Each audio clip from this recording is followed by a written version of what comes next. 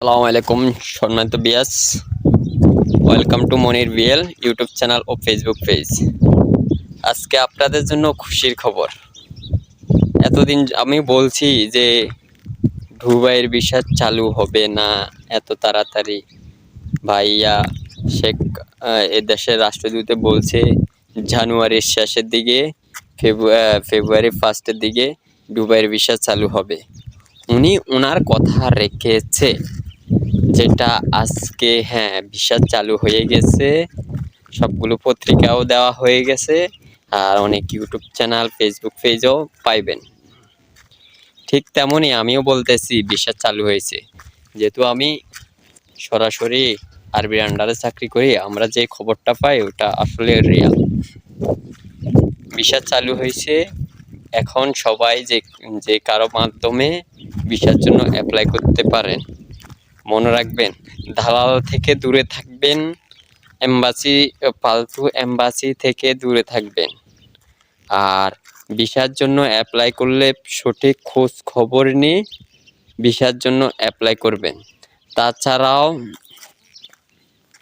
তাছাড়াও ভিসা পাওয়ার পরে লেনদেন, বেশিরভাগ লেনদেনে ভিসা পাওয়ার পরে করবেন। আগে পাসপোর্ট জমা দেন, জমা দিয়ে ভিসা অ্যাপ্লাই করেন, ভিসা পাওয়ার পরে লেনদেন করবেন। কারণ ভাই এদেশে পৃথিবীতে তো ইয়ার অভাব নাই। যারা আপনাকে ভিসা দিব বলে তারা আপনার কাছ থেকে টাকা নিয়ে ভিসার জন্য অ্যাপ্লাই করবে না। তো এই ধরনের লোক থেকে দূরে থাকেন। এখন দুবাই আলহামদুলিল্লাহ ভিজিট ভিসা চালু হয়েছে, লেবার ভিসা চালু হয়েছে, ফ্যামিলি ভিসা চালু হয়েছে, আর গোল্ডেন ভিসা তো অল টাইম চালু। গোল্ডেন ভিসা তো অল টাইম চালু। তবে এখন বর্তমানে যে ভিজিট ভিসাগুলো আছে, এই ভিজিট ভিসাগুলো থেকে ওয়ার্ক ভিসা করা যাবে না। আমি বারবারে বলতেছি যে এখন বর্তমানে ভিজিট ভিসা থেকে ওয়ার্ক ভিসা করা যাবে না। তো কেউ আমার মতো নিম্ন শ্রেণী বা মধ্যবিত্ত লোকেরা যারা অনেকে ভাবেন যে ভিজিট আসি ওয়ার্ক ভিসায় পরিণত করবেন, তারা দয়া করে ভিজিট লয়েন না। যেহেতু ডাইরেক্ট ভিসা চালু আছে, ডাইরেক্ট ভিসায় লবেন। আমার বেলায় এরকম হয়েছে ভাই, আমি ডাইরেক্ট ভিসায় জমা দিছি, তো দালালে বলে ডাইরেক্ট ভিসা দেরি হইতেছে, আপনাকে ভিজিট ভিসা দিয়ে নিয়ে আসি, এখানে তো আপনার কাজে কোম্পানি তারা জরুরি ভিত্তিক লোক লাগবে।